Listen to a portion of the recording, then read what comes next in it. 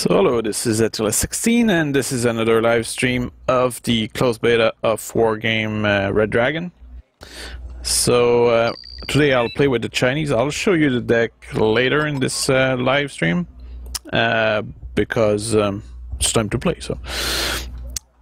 So in this case I'll be going on the left side, and my army is it's actually not only Chinese, it's also mixed with Korean, so it's a coalition deck that I'm using right now. And my objective will be to secure this side, which has a tendency to go all the way here, because some people try to sneak behind you, so this might be a little difficult. But we'll see. So I will send my infantry all the way to that forest because I want to intercept whatever might come by that bridge.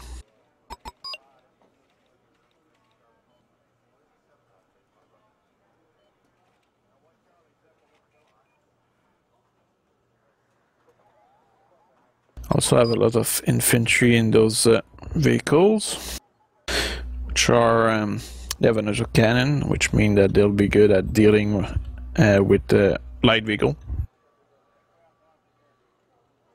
I also have a couple of anti-air. Let's see what they look like.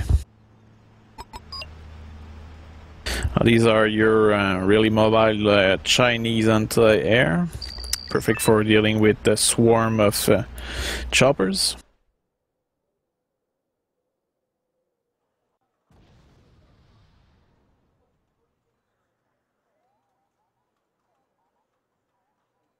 Now what I'll do is I'll send my MI8 to the side.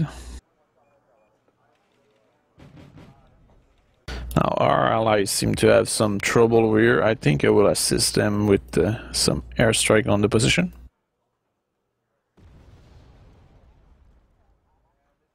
So that should perhaps slow down the enemy a little.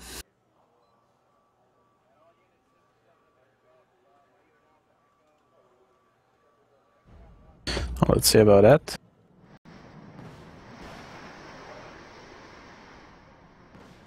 So this is a combined airstrike.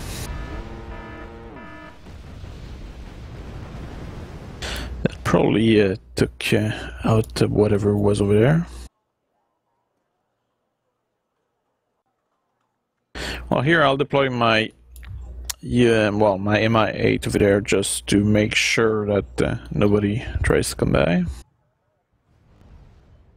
There's a lot of stuff coming on here. I think I will deal with this with an airstrike. AMX-13 VTT. Okay, so these are merely troop transport. Calling in a cluster bomb strike on this.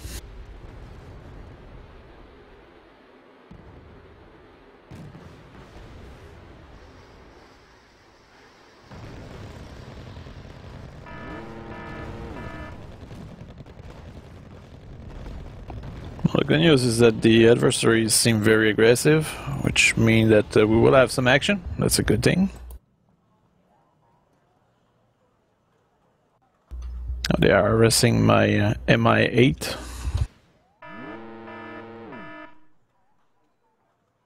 Here I suppose I should probably not group my infantry that much. This might be a little dangerous.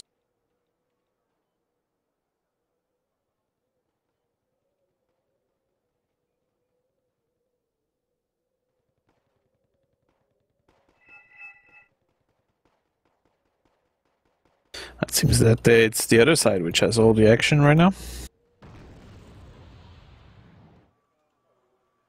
Okay, as expected, a flanking move here.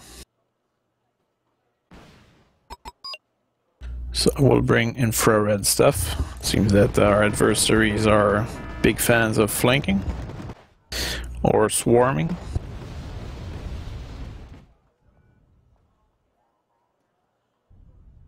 So what I'll do here is I will actually try to intercept whatever chopper comes from there.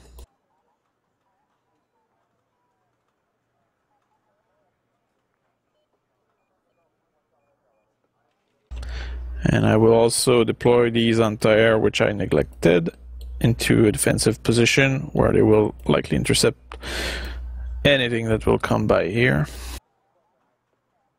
We'll also bring recon chopper in that region, which will give me an early warning system for whatever's happening over there.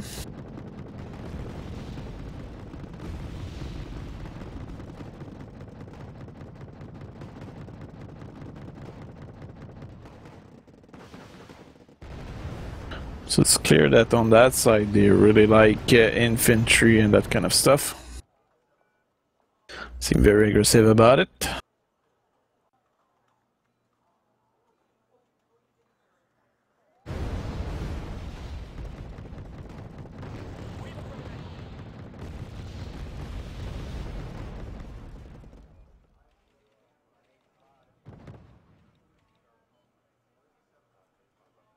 They are also sneaking some choppers over here.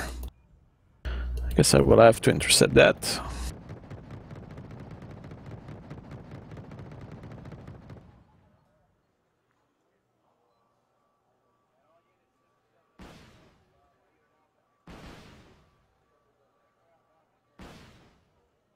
Yeah, they really seem to enjoy sneaking around.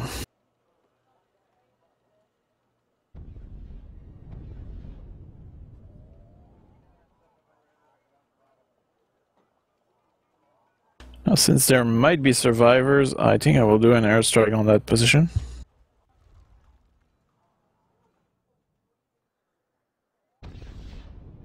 I'll also do an airstrike on that position here.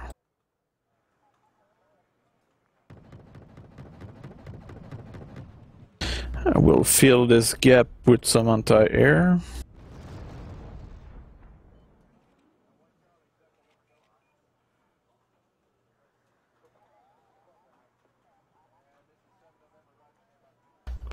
And I will spread these vehicles along the line so that they can intercept any air unit which might pose any risk for me.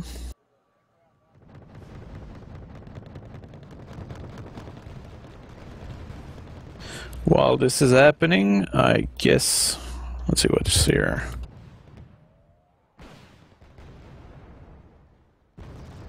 Okay, we'll try to destroy those Challenger 2 with cluster bomb as well as MiG. MiG-21 with the normal bombs. There seem to be a few tanks over there coming in.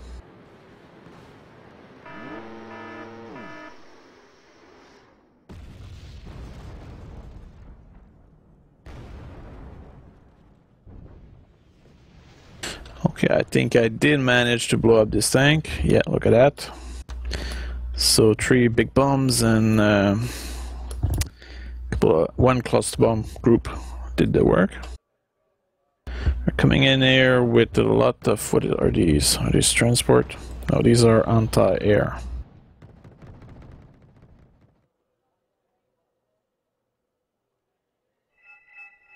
We really do need to attack, otherwise we're losing big time.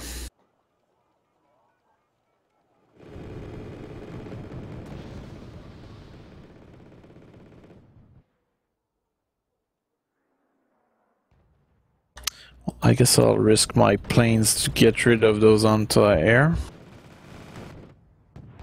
So far in this round I'm mostly doing air to ground support.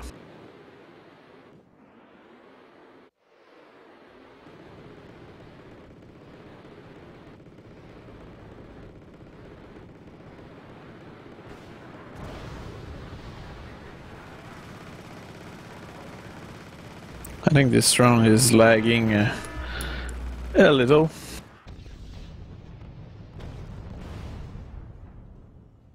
Because I'm just seeing the lag of those missiles.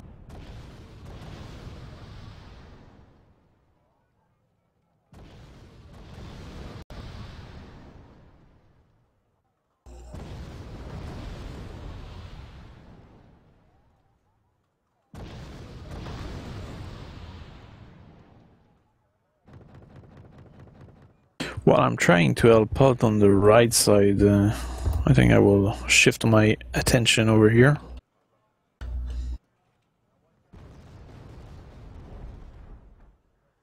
Because there's much more chance of having strong things coming in.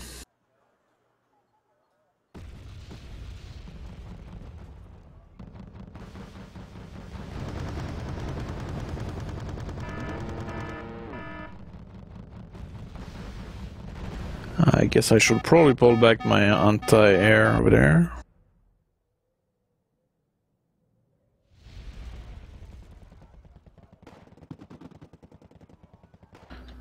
It seems very unlikely that this game will last that long.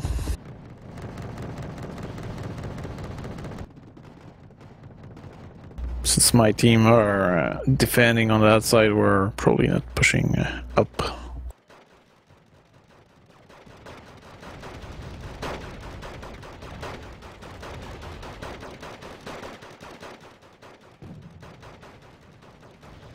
I'll try to destroy those anti-air, which are a threat to what I'm doing lately. And hopefully the enemy fighters won't intercept me right away.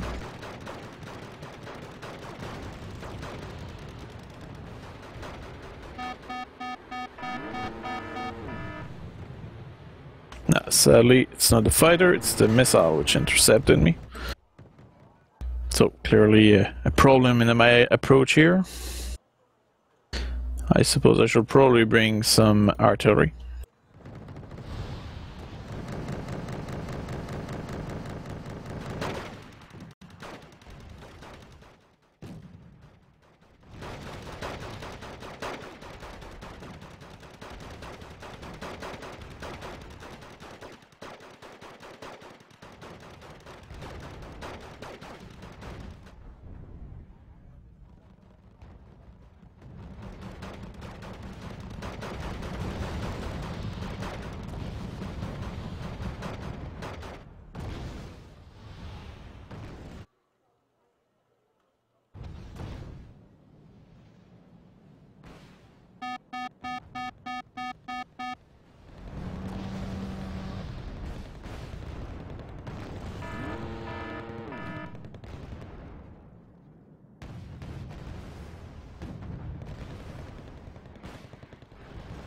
Okay, so I have those small tank here facing off with the M60. I don't think, I think these are actually, they're not that expensive. 75, so equivalent to T-72.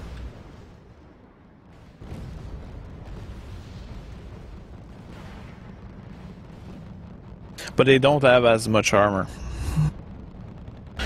Look, 12 front armor. Oh yeah, that's not that bad actually. So we did manage to get rid of one AMRAAM.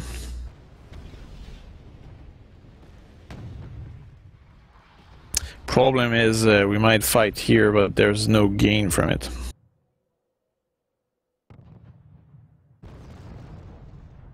Since most of what should matter is over here.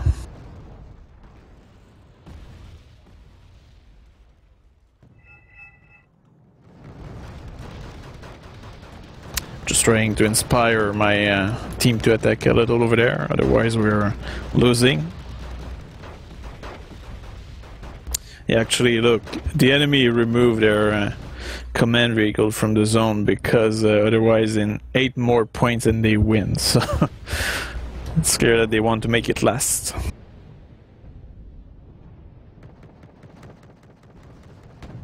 Which is a good move. Because if we were to lose that fast, it's kind of boring. The thing is that in this game currently, there's only destruction and conquest and economy, and it's really hard to find a mode which is satisfying for everybody.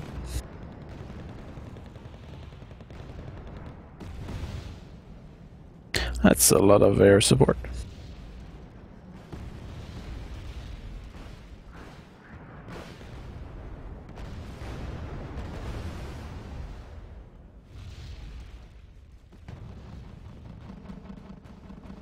This tank here is still fighting against that M60.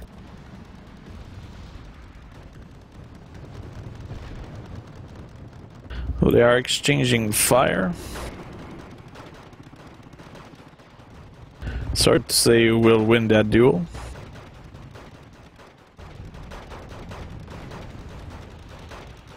But it seems that my tank did manage to damage a little the different system of the enemy tank.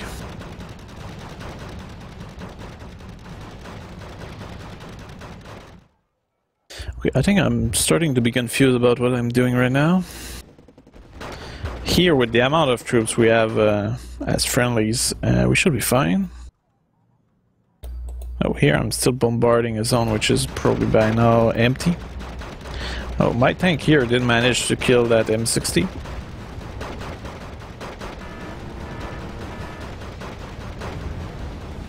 Now let's do something about this. Here I'm wasting my MI8, probably, not sure why. I don't even remember ordering them to move.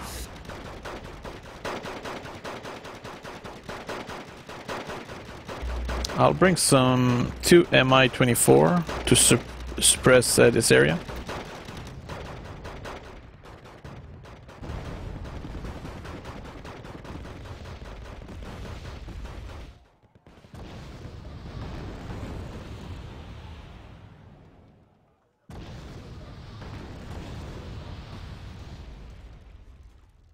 So I will regroup my anti-air. I'll bring an Mi-6.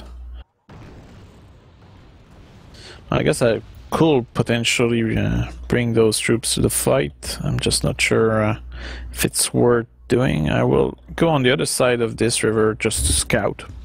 There might be nobody ahead of me. Well, here I'll do counter battery fire with my own artillery. Oh, that's bad.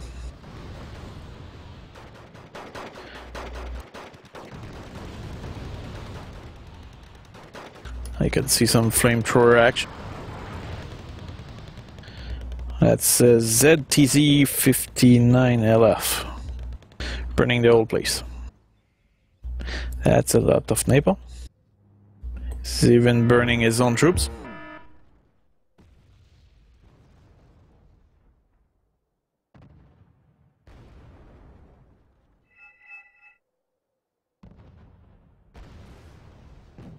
Okay, so there is some enemies over here. And by the look of it, they seem to be good tanks. So what I'll do is I'll send 4 airstrike on that position, because I believe this is probably a good tank. Haven't been able to identify them.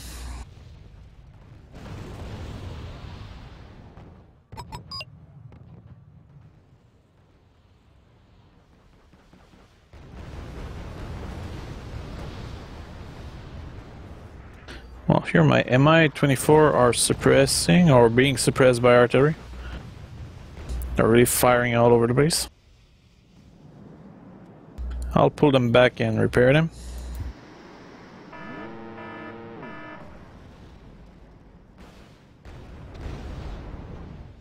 Okay, well, let's see what was the price of wasting 3 planes. That wasn't a particularly good thing, so it was a waste.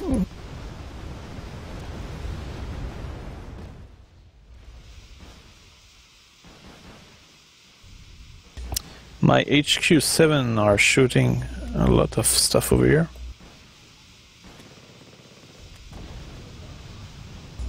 I will spread out a little more my tanks so that they don't all die from potential artillery fire.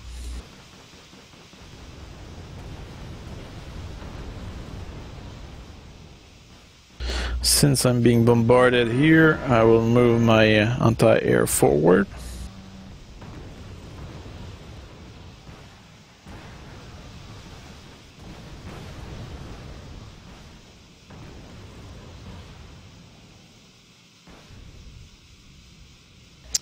I got that A10. but that's not enough. I'll need more, well, we'll need better anti-air around here.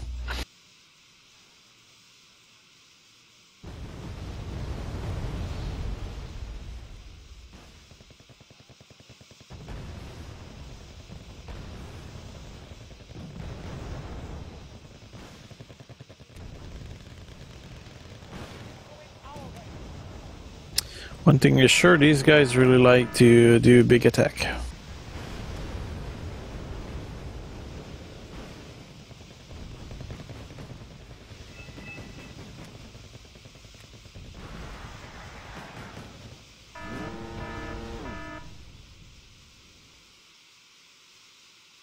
I will bring some air-to-ground choppers. I think this one might be a good one.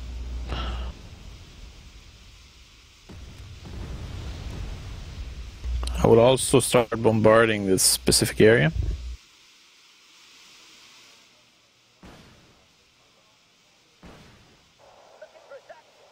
For there, that's a Korean F-16. Whoops, I think I missed it. Where is it? Yeah. This version is currently missing the missile models.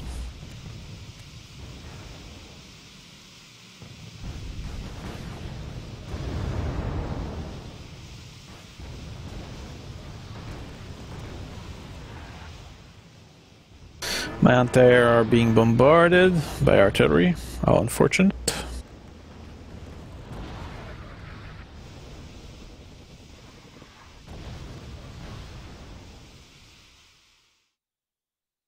And sadly, because we lost the position, we ended up losing the position, well, the game faster.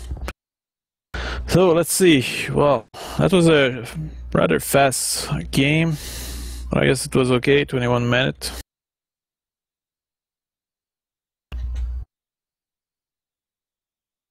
I went, actually that's not me, that's me here.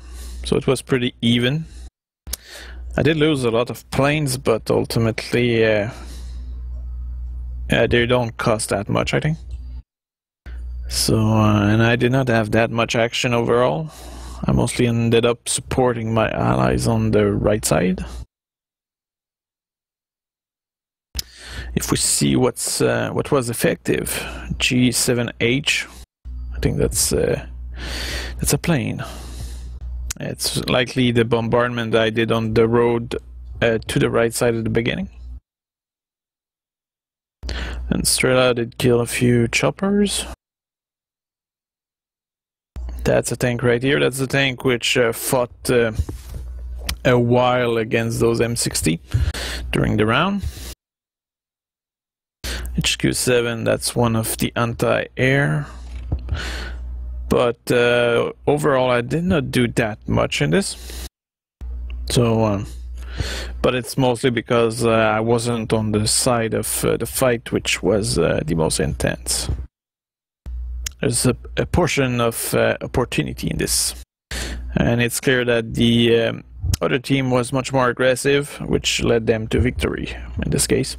And the game lasted because they wanted it to last. So this was a good round.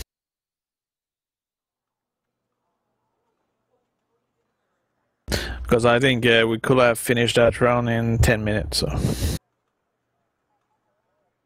Okay, so today I said we will do a Chinese deck. Instead, what I propose is this coalition deck, which I just used. So I will now explain to you the logic of all this. So here, in this case, what I'm using is I'm using a ZZZ-59-1. So this thing is a command vehicle. It's a T-55. And this is a tank, so what's practical about having command vehicle which are tank is that they are less likely to die right away from artillery strike. Then I have MI6 because of the size of the maps. Having a big chopper transport is now really important, at least in the maps which are available right now. Having some LEN logistic right here. That's also useful because sometimes you might want to rearm and refuel and all that stuff, units which are under enemy anti-air cover, so you don't want to send an MI6 in this. So having vehicles is also very important for your logistic.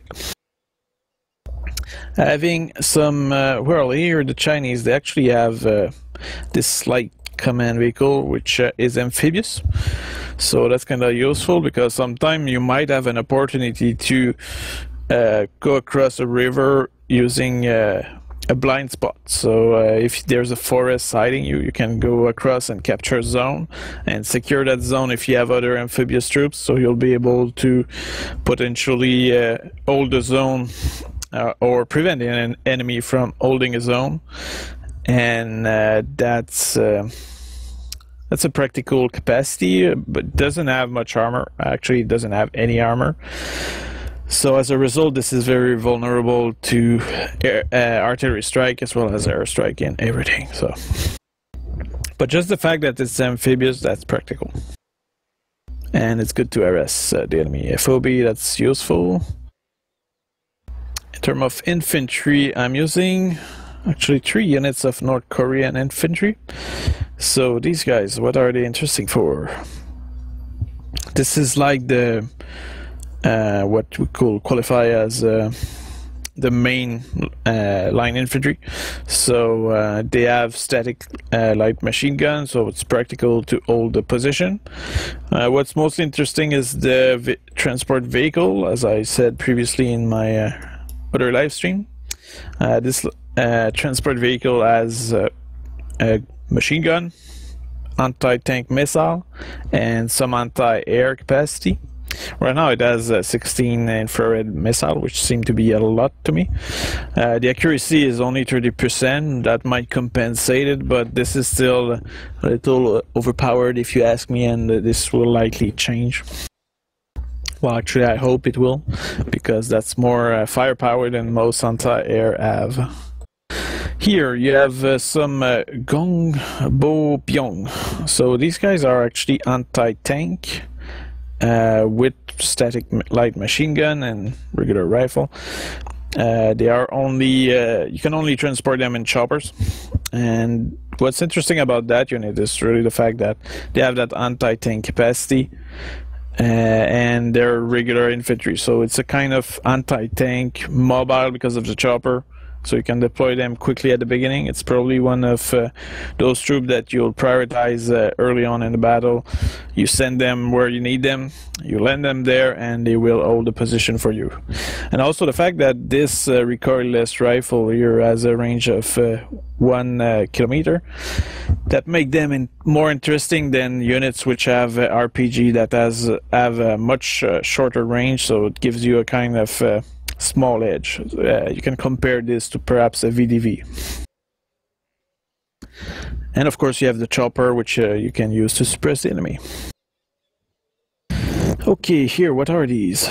These are similar to the previous unit. It's just that this one is probably more the unit that you'll use to hold the town from enemy infantry. So using the combo of those 2 units,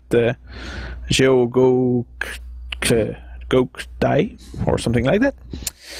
Well, that unit will be a good complement to the other unit, because the other unit has a good range for anti-tank, and this one has a good CQB capacity. So for holding town, using the combo of those 2 units is a good thing. This is another unit of what you could qualify as regular infantry. They're good in CQB, and I use them with the ZBD-90. So this vehicle has an autocannon.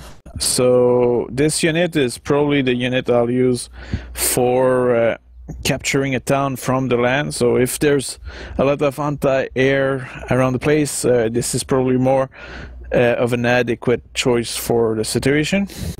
While the other 2 units that I just talked about, these are your initial move, while this one is more like, well, I need to take that position, and land force is more appropriate because they won't get shut down. They might all die horribly from enemy cannon fire or whatever, but at least with the autocannon you can support your advance, and the infantry are good in CQB, so it's a good attack force. So they're called Zanchi 85. Support. What's interesting about that support? Okay, so the Chinese, they have that missile launcher, pretty good stuff. Good range against plane, 4.2 kilometer. Good road speed. Not particularly amazing off-road, but it's okay. It's much better than many other anti-air. Only has 2 missiles, so that means this is the kind of unit that you want to have a supply vehicle nearby, or a chopper.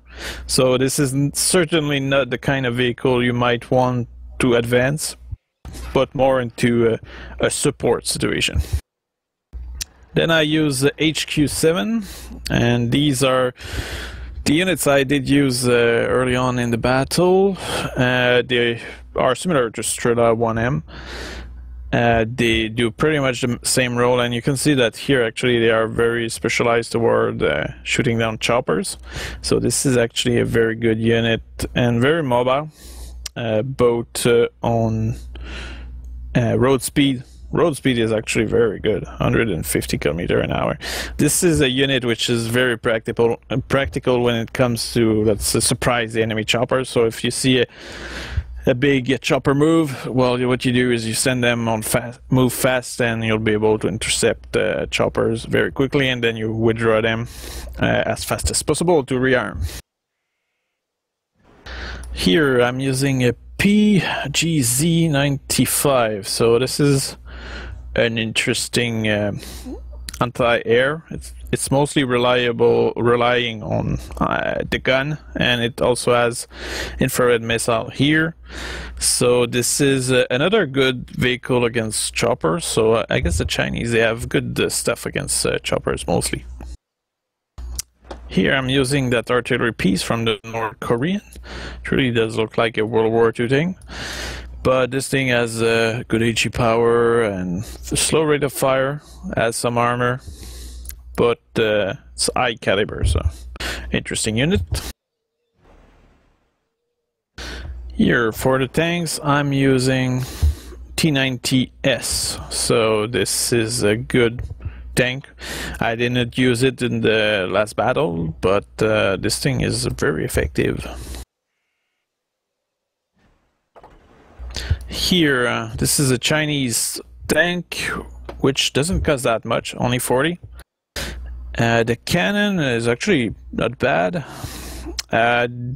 It has a bastion, so that makes it very similar to a BMP-3. So this is nearly an APC in terms of stats. It's like a BMP-3. Actually, I'm not sure BMP-3 if the BMP-3 has more armor or less, but this one only has 3 armor. So this is a tank, but it's very lightly armored. What's interesting about it, on the other end, is that it's amphibious. So this is one of the rare amphibious tank, which allows you to potentially go across a river and support an offensive. The missile gives you a great possibility to suppress any incoming tank that will react to your movement on those rivers.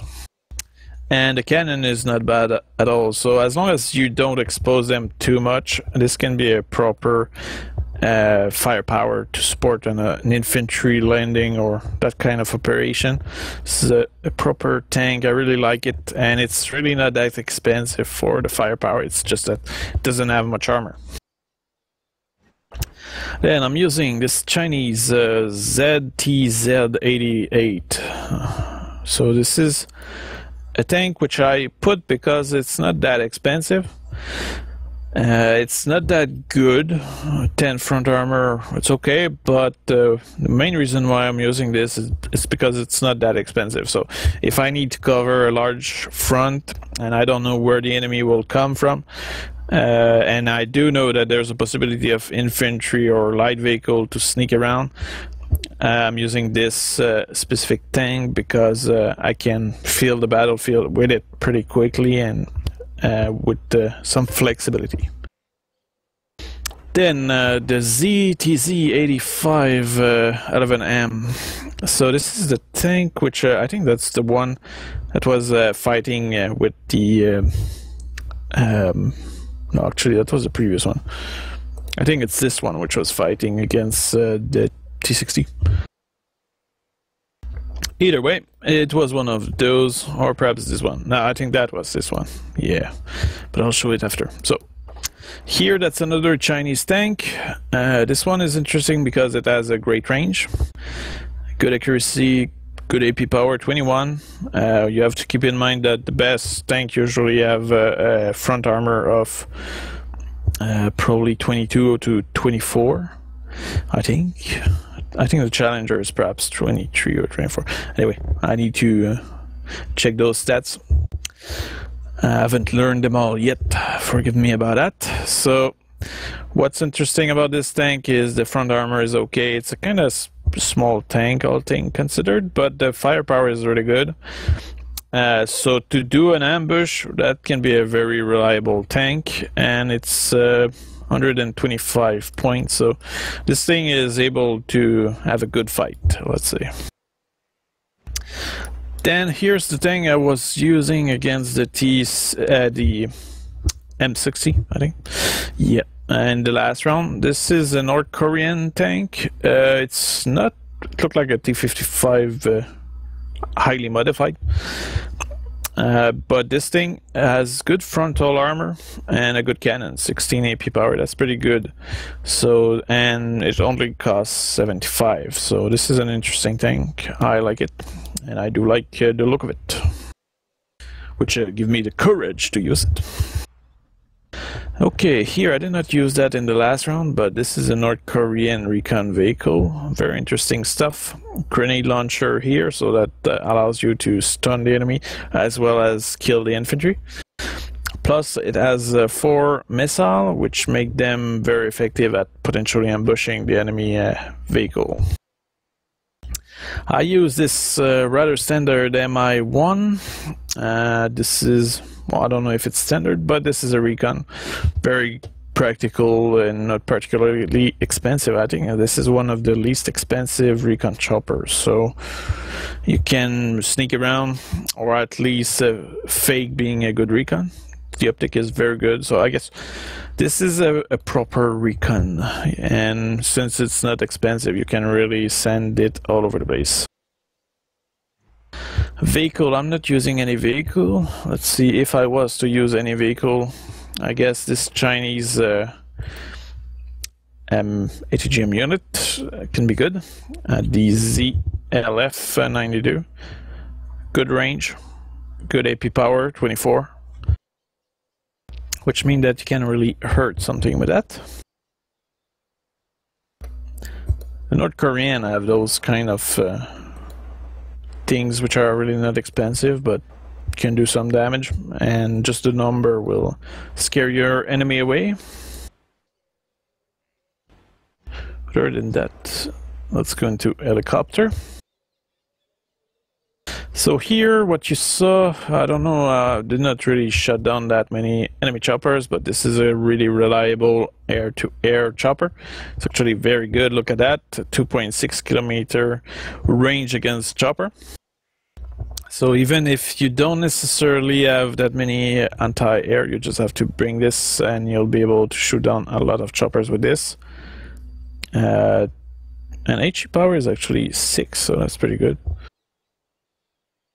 This is a very good chopper for intercepting enemy choppers. So this is the kind of chopper that you'll use at the beginning to help out your Mi-8 and to cover the landing of your land forces.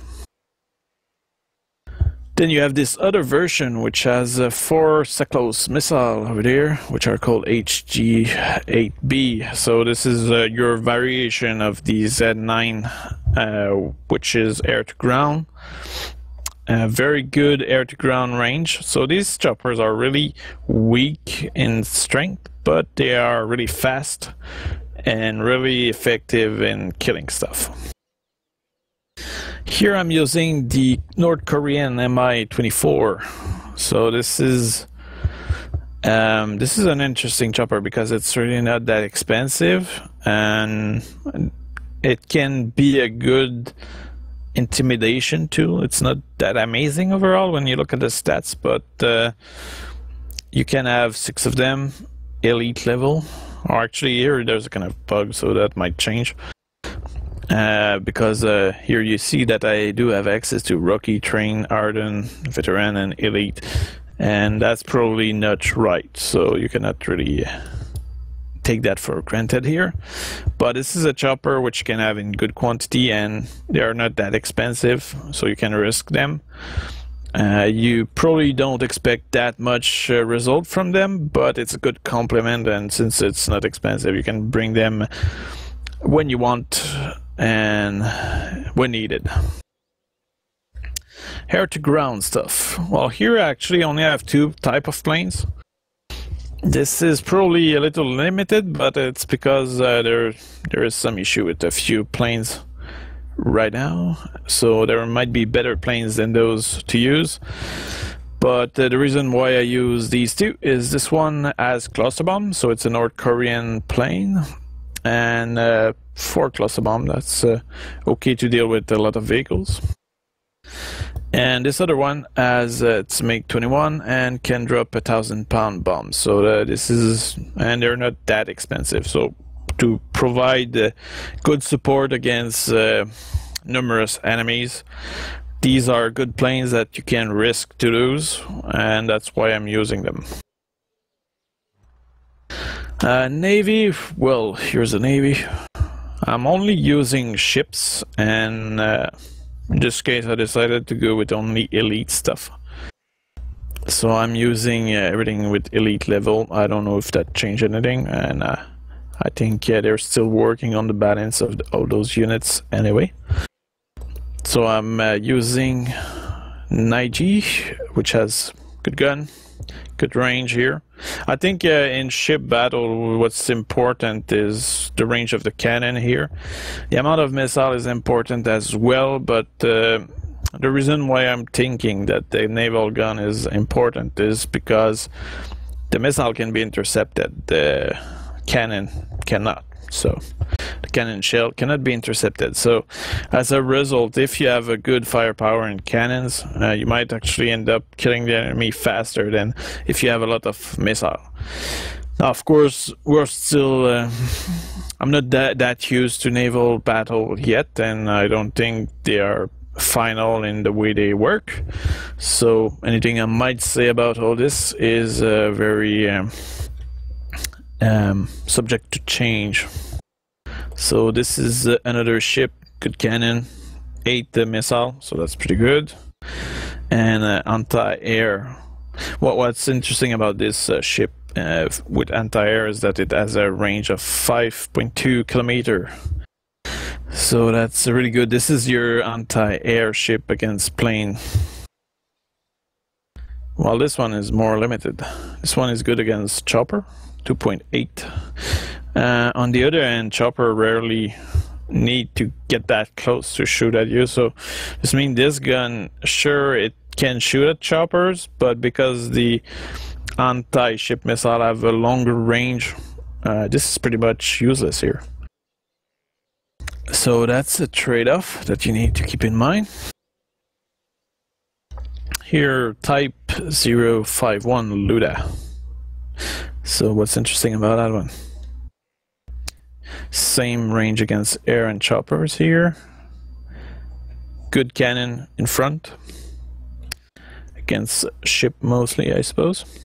6 missile. A rather limited range for the missile.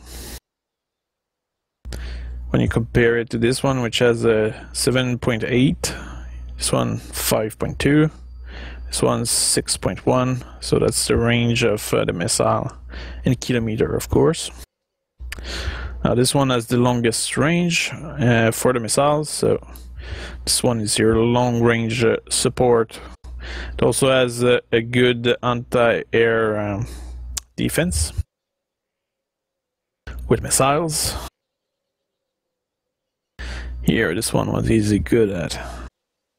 Good range against planes. Good cannon. And that's my supply ship. He's so cute. So this one can actually provide resupply when your ship have fired all their missile. And the reason why I went with the veteran sea level is because I'm thinking that the best option is not so much to have a lot of ship. I think it's mostly to have ships which are killing the enemy. So I don't know if that work or that make a difference, but it's probably better to have effective units at sea that will get rid of the enemy instead of having a lot of units which will just fire enormous amount of supplies at the enemy and not kill them. Especially in the context where the missile can be intercepted. So that is it for this Chinese, or actually Red Dragon coalition. So, yep. Now let's check.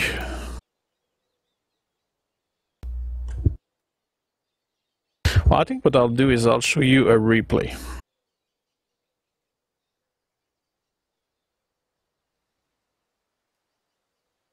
Not sure which one though. How about this one?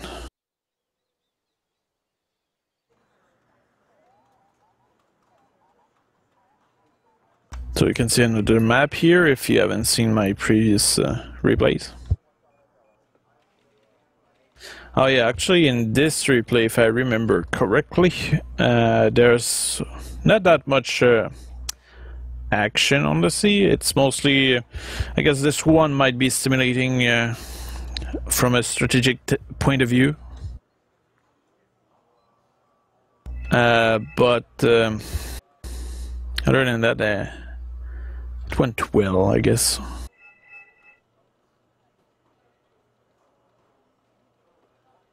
Essentially, I think this might show some strategy to take control of the sea very quickly.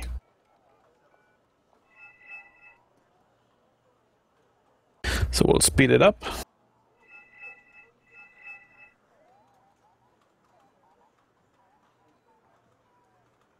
I'm actually not using the Chinese, but let's see. Look, I'm in blue here. So what I did early on is, because at the beginning in this map what happened is you want to capture those zones with naval reinforcements as fast as possible. Now the fastest way to do so is to send a chopper, either a command chopper or a chopper with infantry, command infantry.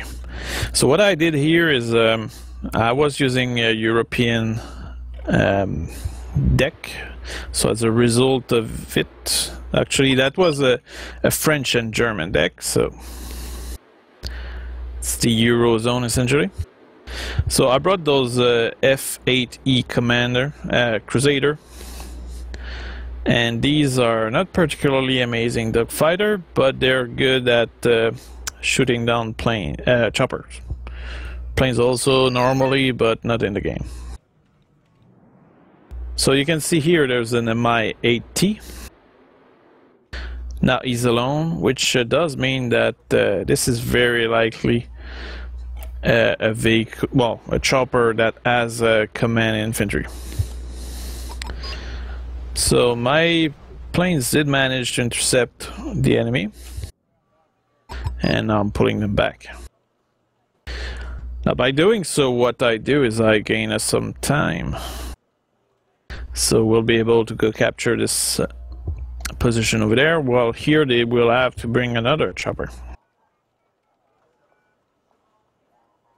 So far not that much action, but the move that I did early on does impact quite a bit the action. Also, what's important is that's usually the move I just did is why many people actually start the rounds with the air units, because you want to intercept those planes before they shoot down your command vehicle.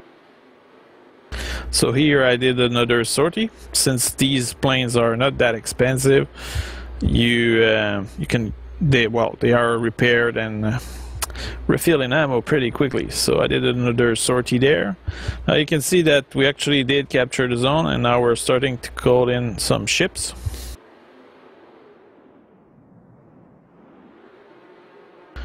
And now I'm doing another sortie.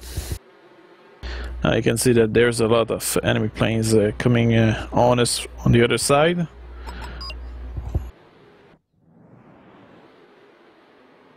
Here I'm scouting ahead.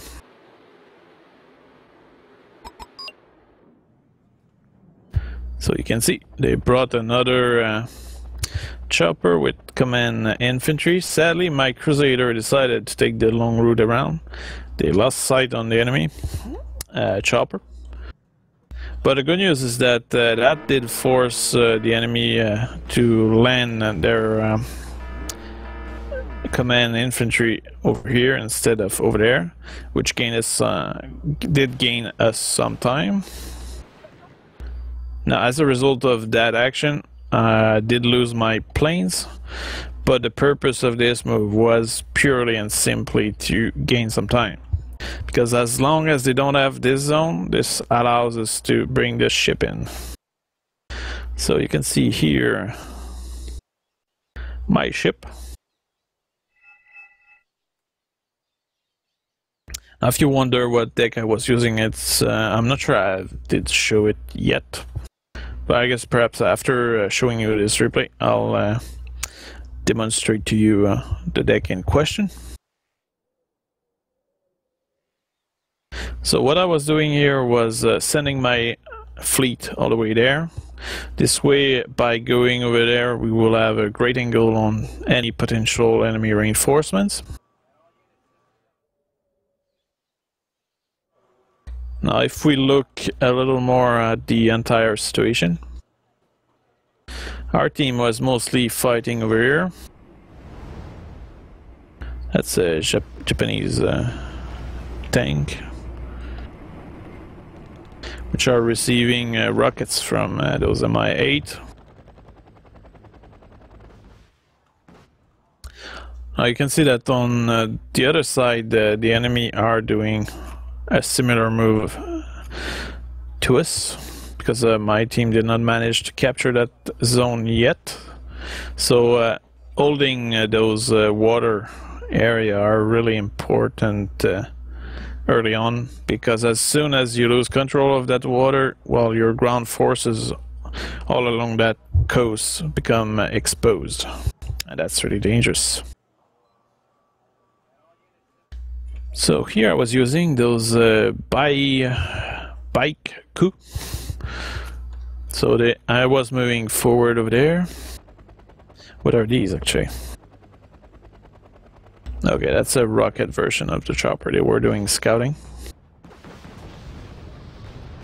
So you can see, well, the rocket actually did slow down this ship. Fire in weapon room. Weapon operator injured. So that did slow down a little this little ship.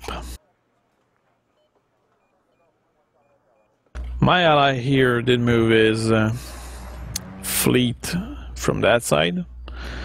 As you can see, he's receiving some damage for it.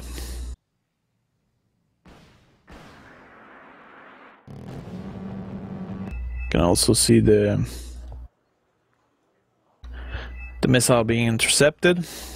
Now it's very likely that he attracted all the attention, so you can see that the enemy anti-ship choppers did prioritize the destruction of those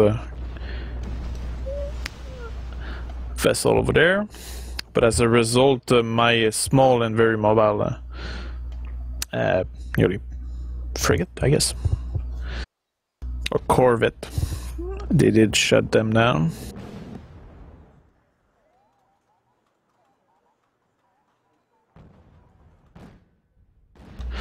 Now you can see that as soon as you reach the land, you can exterminate whatever shows up there.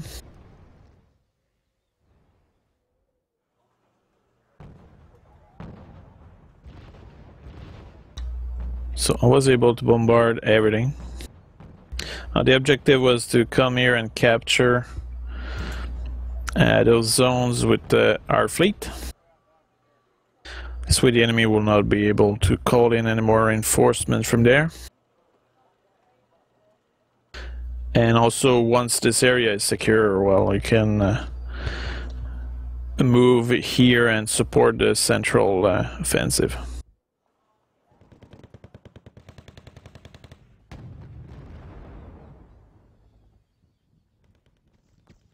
Some of those Strelski here. And here they were actually doing the same thing to us.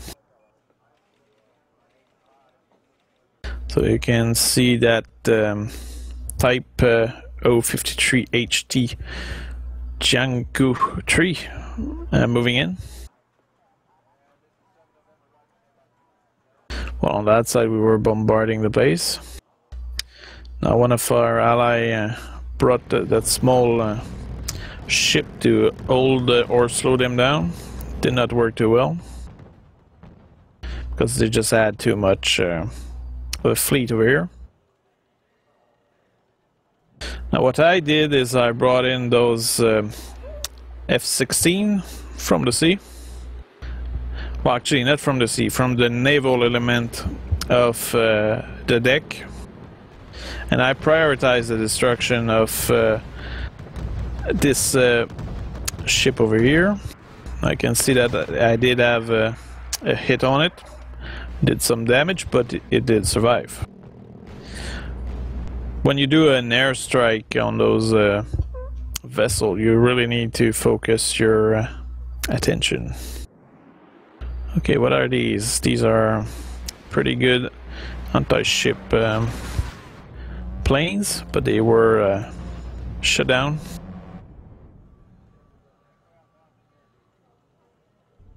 I can see how I'm moving my fleet all the way here, suppressing everything that shows up. Those coastal vessels are pretty good.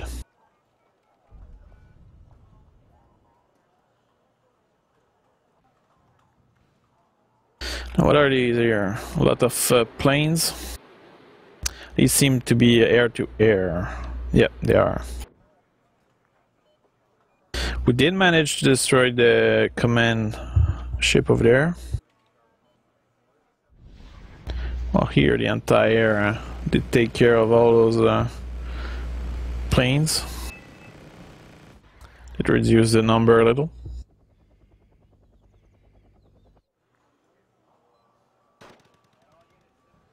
Now here I brought those Type 21 frigates. Because having only one command vehicle did expose the zone to be lost again.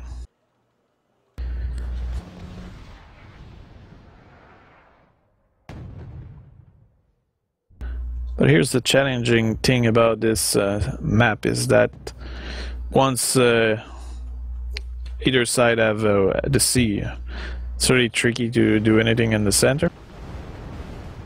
The enemy ended up bringing those Komar river. Well, these are ships that can go in rivers.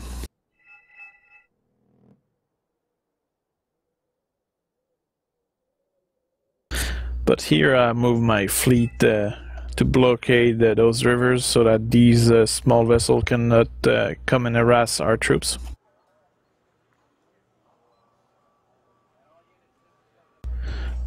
And my allies started to bring some naval reinforcements. Sadly, you cannot see the unit in there, but it's in there. So he did bring a few land forces to do a landing over there. And our adversaries did bombard our fleet with rockets, which is actually a pretty good way to damage the ships. It's just not particularly accurate. And I must say the bombs are really inaccurate on ships as well.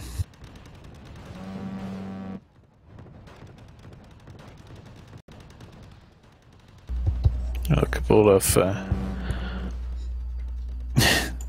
look, the ATGM infantry shooting at the ships and my ships are just intercepting the missile as they come out. I think that's a little too much.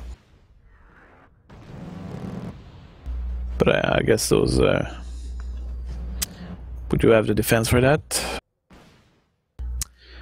So on my part, I did bring some commando to clear out that zone.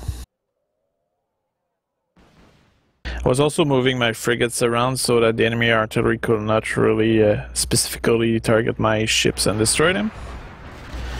So like this. Yeah, that hurt. Oh, it's because of those anti-ship choppers here.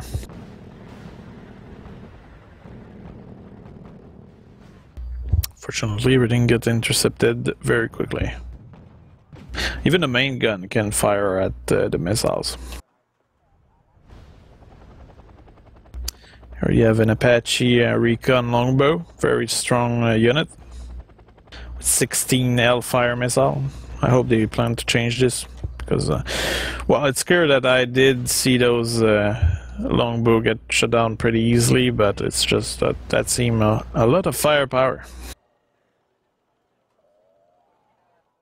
So my Commando de Marine are moving in. The objective here is to chase down the enemy command infantry, which was right there, but we could not really see that.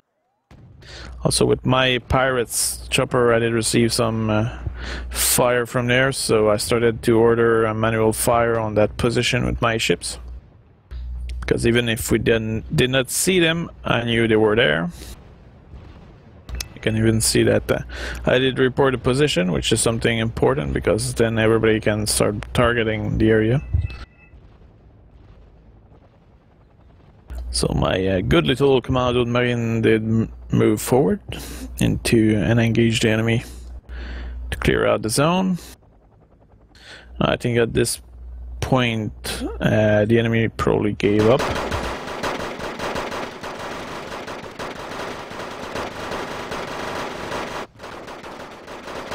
Which is kind of sad because neither side had that many points yet in the game.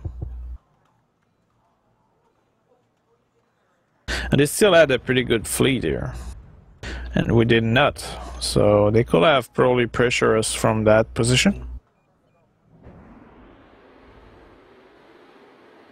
Some Chinese MiG. Or perhaps Korean.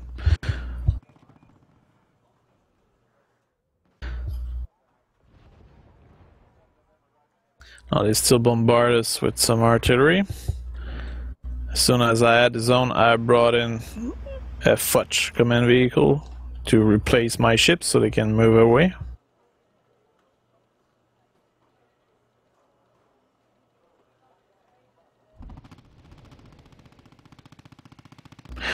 Some Bradley in this area. What are these? Some anti-air. This one was badly damaged. I wonder if the ships are actually intercepting anti-air missile. I never really thought about that. Now you can see how tank really don't stand a chance against those ships over there.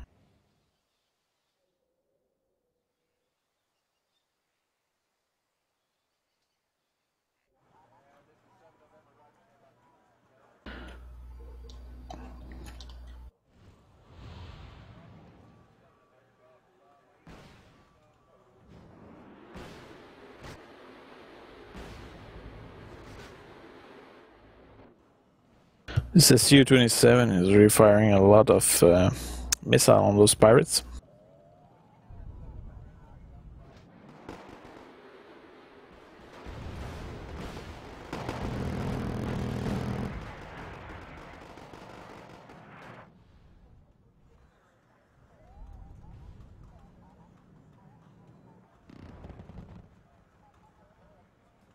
I think if they had brought a landing force here, that could have been a very interesting fight, because you have the fleets which are deployed and create an interdiction zone here, but that could have brought the fight into this area here, which is generally not explored, since most of the fight end up just being around here and at sea.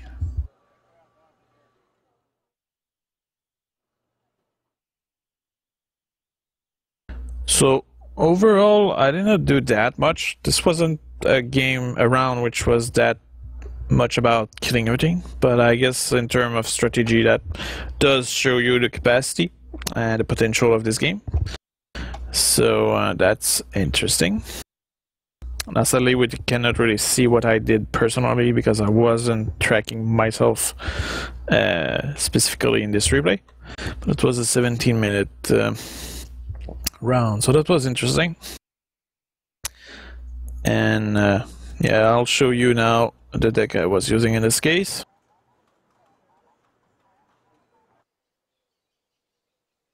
Might have been this one, let's see. Yeah, I think it was this one.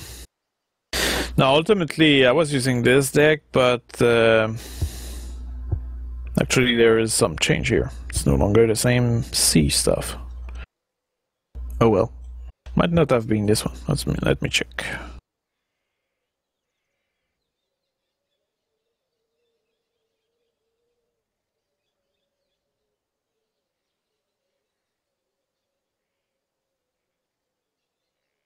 I think it might have been this one.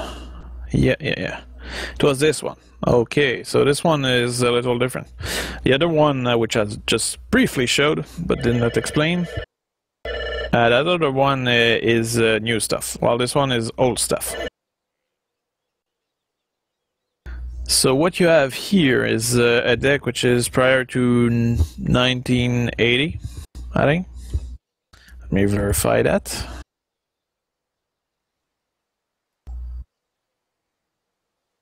Yeah, so this is prior to 1980. And what's interesting about this is that... now, just a moment.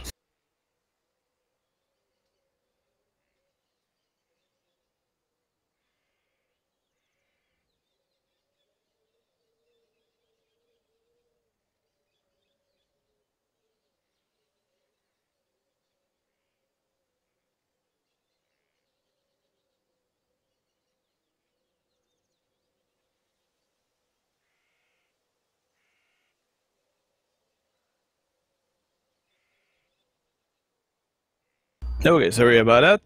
Telephone.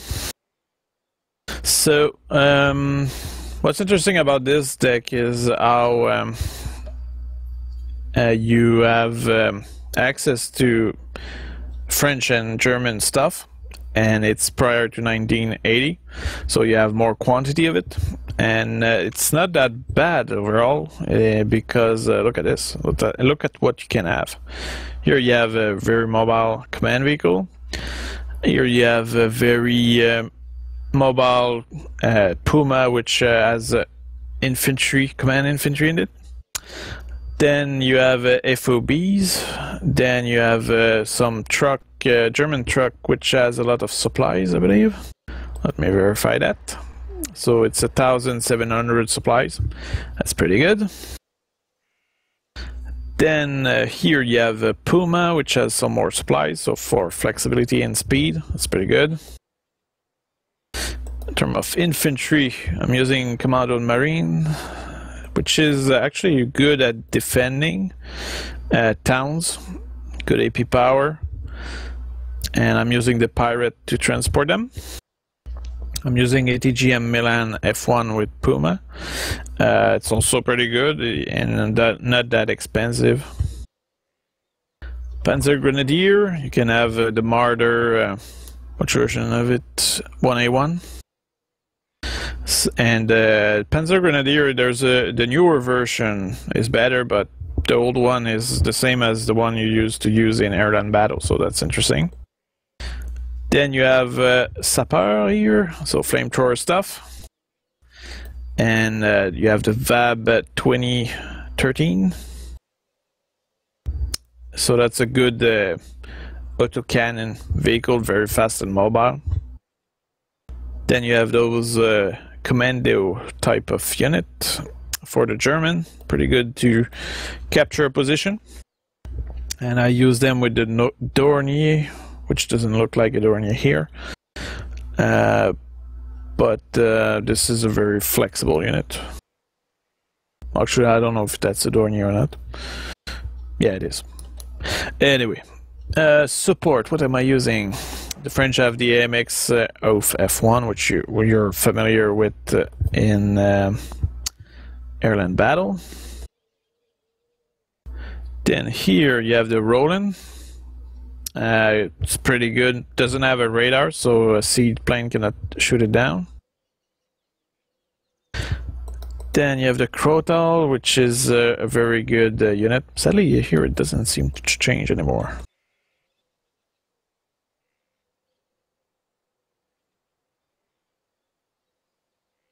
That's just a small bug they will likely fix.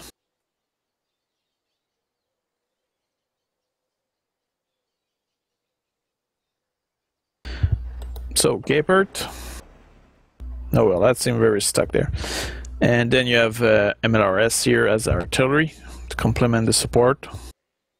Then you have those Leopard 2. Good stuff also, very effective. Kyler, perfect for short range. MX-30B, perfect for clearing forest and have good accuracy. The Recon, you have the MX-13 and 90. So this thing is fast rate of fire, also good for clearing forests and defending position at short range. Alouette 3, Recon. Some German sniper Recon. Doesn't have the Canadian AP power though. So AMX-10 RC, really fast mobile vehicle. The vehicle, I don't have any vehicle in there. I have the BO German air-to-ground choppers. I have the Gazelle, which are also air-to-ground, so two very inexpensive chopper with good firepower. Then I have this... that was why. That wasn't a bug. That was my incompetence with the interface. That's because of the letter in the search engine. There we go. That will be a little more visual there. So F4 FP Shrine. So that's ATGM support. Not actually ATGM, but that's a missile plane. So that's good to snipe specific tank. The F8E Crusader, another, that's the one I used to intercept those chopper at the beginning. It's not a particularly good plane. Should be better than that in real, but I guess it's okay. It's a plane you'll use to intercept choppers.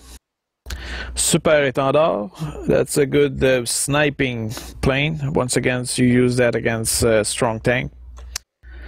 Then I use the Mirage SF, which has 8 bombs, so this is good to carpet bomb the enemy infantry. Now for the naval stuff, I was using 2 types of planes. So the F-16 that you saw, which did damage in one run the enemy ship, but did not destroy them, even though I used 2 of them and fired 4 missiles at the ship. Then we did not see it in the replay because I forgot about it, but I used this H6E tram intruder. So this thing has 4 missiles against a ship, and I did manage to destroy the ship with it. Then here I'm using Oliver Hazard. A lot of missile, good anti-air, good cannon, kind of short range though. But I guess this is a good ship to intercept enemy missile and support your fleet. Not so much to destroy enemy fleet, but this is a good supporting element to your fleet. Then I did use the Type 21 frigates, which have a better cannon, 4 missile, good anti-air. They're using missile for that.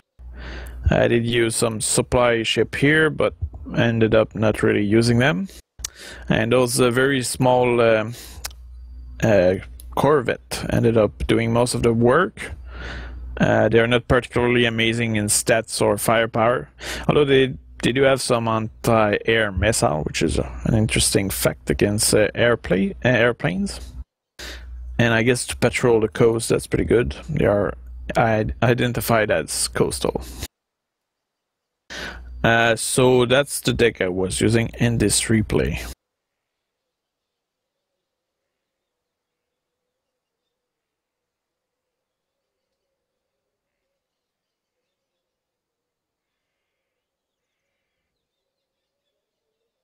So I think I will just scan quickly the chat for any question which I might have an answer to.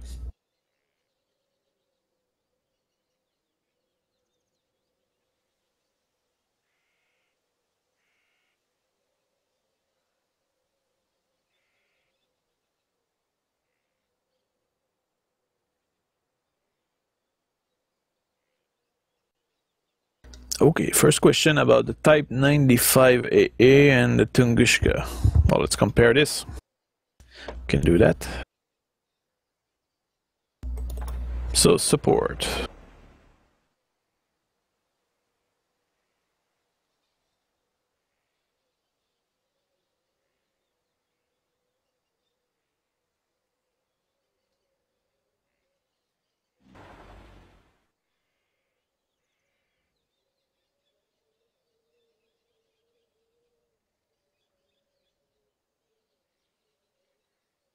There is so much stuff. I think I will restrict.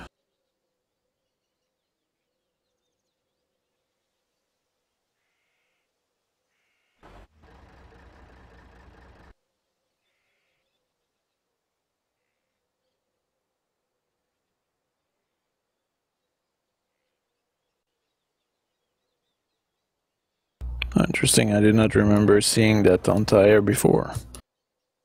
That looked like a flak Panzer.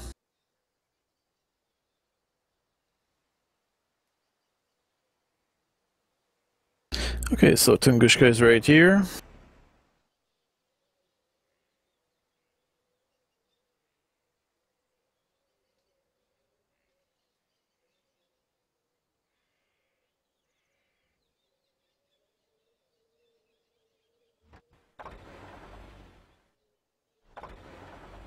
Type 95, where is that?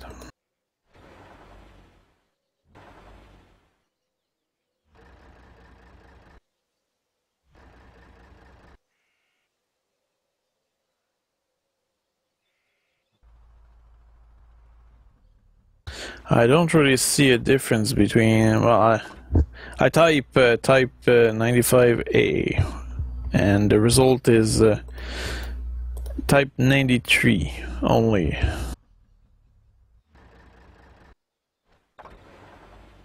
Okay, that might be the PGZ 95.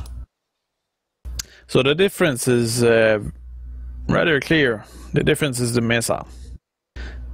So in both cases they have the same gun or about the same. Okay, this one, the Chinese one, have a better accuracy. Oh no, actually less accuracy, better stabilizer. Which means that on the move the Chinese version might be better, but slightly. HE power, faster rate of fire also for the Chinese one. The infrared, so only 3 missiles, and they only have a range of 2.6 kilometers, so they're not particularly amazing against chopper. The rest of the stats, the Russian stuff, Tunguska seem a little faster. Yeah, it's a little faster. Off-road. Better range. Well, better autonomy. So 8 missiles. And the range is 3.3 kilometers, which is usually more range than the range of the enemy chopper on you. So the Tunguska is really your ultimate chopper killer. While this one, I think this is not the ultimate chopper killer, but this is acceptable. This is a good tool that you can hide. Okay, let me scan for more question.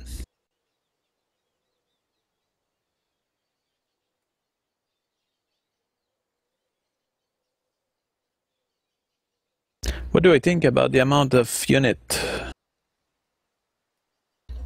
Well, I think it's okay. there's a good amount of unit, and having more diversity doesn't hurt. I think what you need to consider mostly is you don't have necessarily more points from capturing zones. So even if you might have more diversity and capacity when you create your deck, ultimately it's all about how you use them. And I don't think there's that much of a problem with that. I think it's okay as far as I can tell. I guess time will tell, because right now we're only playing 4v4 in this beta, so as a result of this our experience is limited to this. But when we'll get into 10 versus 10, where there might be more points and more craziness, I guess we'll see. But my impression is we won't have a 10 versus 10 before the potentially existing pre-order beta, which will come later, if that at all. So but I expect one, so we'll see about that. Let me check for other question.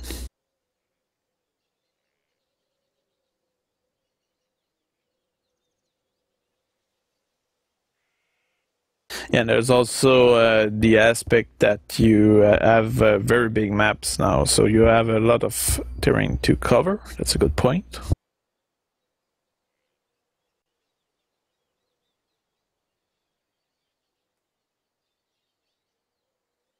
I think it's clear that the ship balance will be difficult to achieve, and right now there's a lot of argument about this in the forum for the beta tester.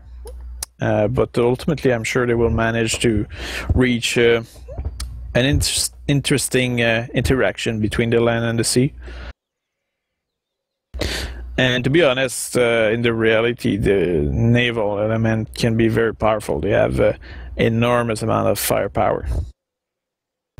What will be difficult to balance in all this is how to have the naval element while not ruining completely the land element. And I think one idea which was suggested was to potentially use a fire on position to fire at ground target, which will force you to use the ship as artillery. I think that could be interesting, but I think it might be difficult to implement because of the notion that you only have that aspect here of range to ground, and I don't know if that will be that difficult to implement, since I'm not a developer. So we'll have to let those creators do their things.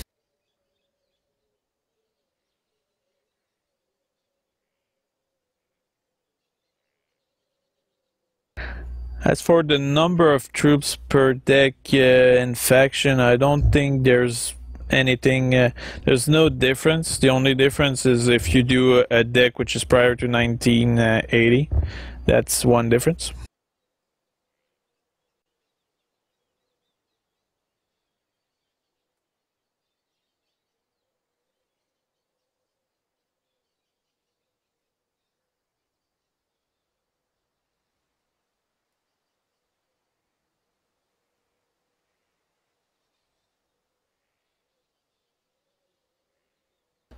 The balance between ship and the other units. Okay, I understand what you mean then. Well, right now I think there's too many ships. I think this is a beta, so it's also possible that they're giving us that many ships so that we test out the ship element to the game. So it's potentially that. Because when you create a new element to the fight, like the naval aspect, you want people to give it a try. So, for example, I think those units naval stuff is not expensive enough. but that might be voluntary so that we test it out in many different contexts, or maybe that's really their vision. That's something I cannot answer.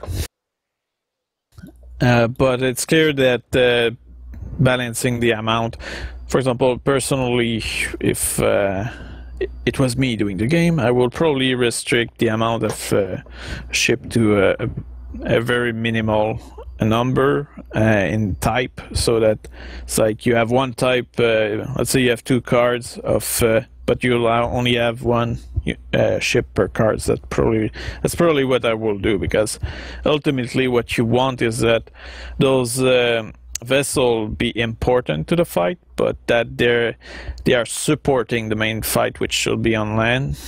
And also what I will probably do, I don't know if they will do that, but I will probably remove the command ability to nearly all vessel, because that will actually allow people to potentially bring other troops, land forces, to capture island, and you might end up having fights on the island with land units, so infantry and amphibious stuff, which could be an interesting aspect, because you could have your friendly fleet on one side of an island while having the other on the other side of the island, and ultimately just supporting your troops on the ground. So that could be an interesting thing to do. Other than that, well, I think a ship should be very strong, no question about it. It should be a pain when you have an enemy ship in your area, but I don't think they should be that numerous, and you should have the means to get rid of it. So that's one thing which is certain. So they should be few, very dangerous, but you should be able to have the means to get rid of it. So that's pretty much my view on the balance of things.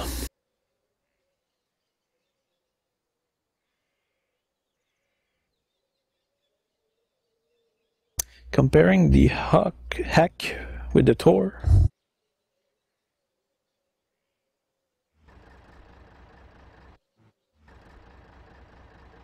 There's no unit called hack.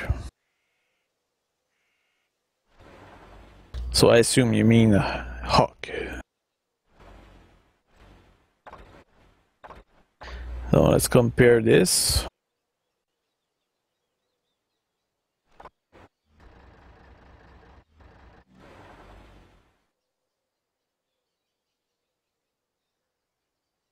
With a Tor.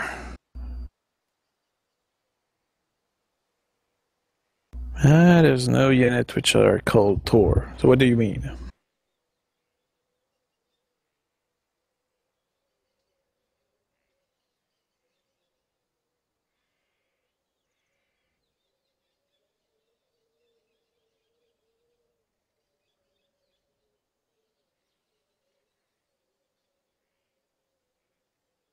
Well, the thing is that when it comes to using infantry for commandment, what is interesting about infantry is that, first of all, you can hide them in the wood, so they can be good.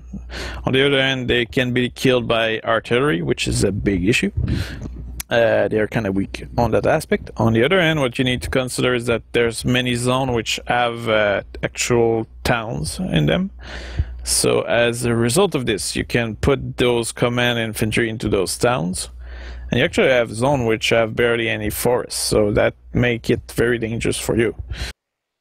So as a result of this, infantry can be good mostly for towns and forests if a zone is big.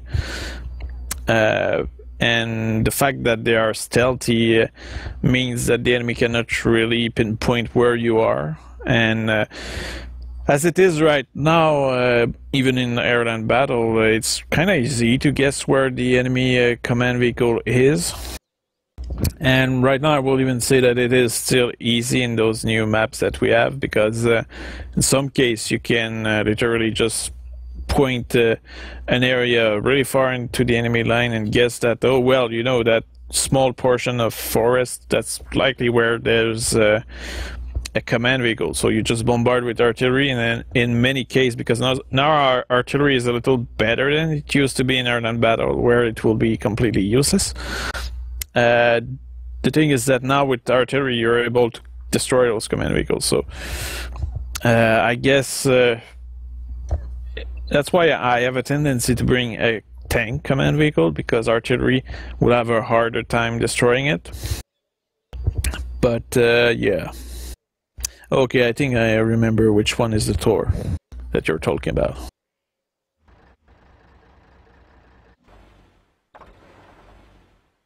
Yeah, that one. I don't know why that did not come out when I did the search. So let's compare the two. So the Hawk is better in every way, except the speed at which you move around. And also, it has less firepower. Now, of course, this is the best Hawk you can have. So let's compare this, let's say, with the really bad Hawk. Well, even the worst Hawk has a better stats than the Tor. The Tor, what's interesting about the Tor is that it's very mobile and flexible. So that's really good on that aspect. It also has 8 missiles, while the Hawk only have a few. So this unit is pretty good when you spread them around, I guess. This is probably not the kind of anti-air that you want to group up, while the Hawk is probably better when you group them up, because they have a super long range, and if you fire only 1 missile, you will likely miss, and if you fire 4 missiles with the Hawk, you will likely kill something. While with the Tor, I guess because of the amount of missile of each unit, the accuracy is pretty good here. I guess this is a unit which you can just deploy single unit all over the place. So that is an interesting aspect of that unit. Yeah, so the accuracy is better. Take longer to reload though. But just the fact, look at that. Here the Hawk has a speed of 25, sorry, off-road, so you're pretty much stuck on the road when it comes to moving them around, while this one has 65, so much more mobile. I think between the two, the Tor is much more of an offensive or spread around air defense, while the Hawk is very long-range defensive measure. But it's very static and very exposed to artillery, while the Tor has some armor, so it can survive a little while.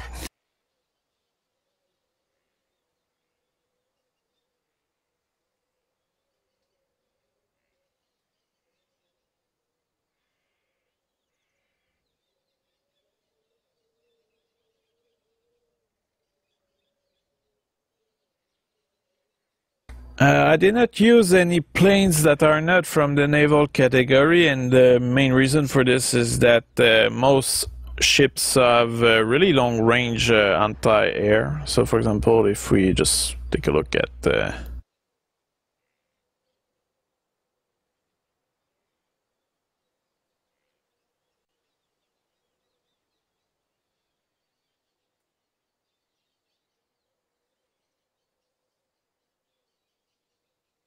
okay, so let's take a look at this.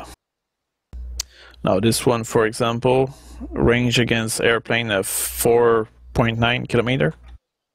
Now of course they're not all that good. This one has a range of 2.8, actually shorter range against planes. Now you also need to consider the main gun, which is also anti-air. Maybe they should remove this. I know that, sure, they can really do it in real, but let's say that, nope. Perhaps OP. I don't know. We'll see in the battles. I leave that to people which are really doing the math.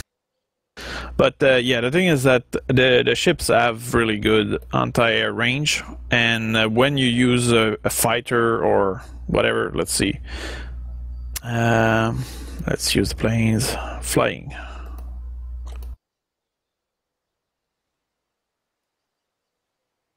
Now, when you look at the plane here, for example, here you have a range of 5.2 kilometer. So that's pretty good.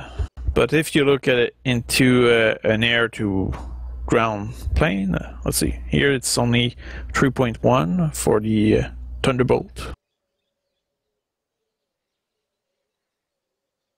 Now let's check for other proper plane. Well, this one, the range is 3.5 kilometer. Wow, that's long.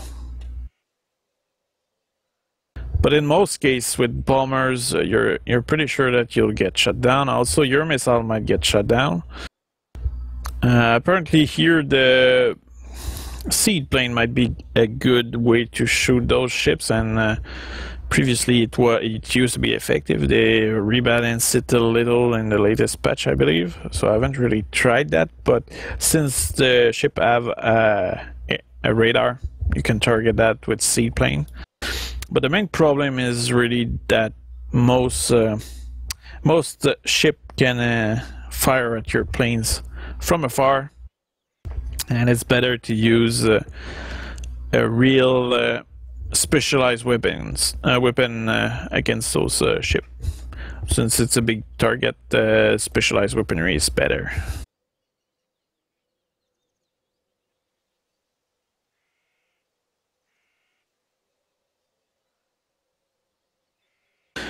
The amphibious capacity of the vehicle can have an impact. Of course, most vehicles that are amphibious are not particularly well armored, and unless very specific. But I guess what's interesting about this is that you can end up flanking the enemy or sneaking in with those amphibious vehicles. I would say it's not necessarily a major well, it depends. If you really shape your deck toward amphibious, I guess you can sneak around an entire army if you're motivated, but I haven't seen that yet. I guess it will require the players to adapt their style a little, but I'm sure that you can sneak around a lot of troops. Most vehicles are kind of slow on water, so you probably won't use them to just you know, take a touristic ride or something, but you want to go across a river really quickly. I guess so. That will change some aspect, but I don't think it will change the overall element that will mostly remain around the roads, bridge, and that kind of stuff. It's an additional capacity, but not necessarily a revolution in warfare.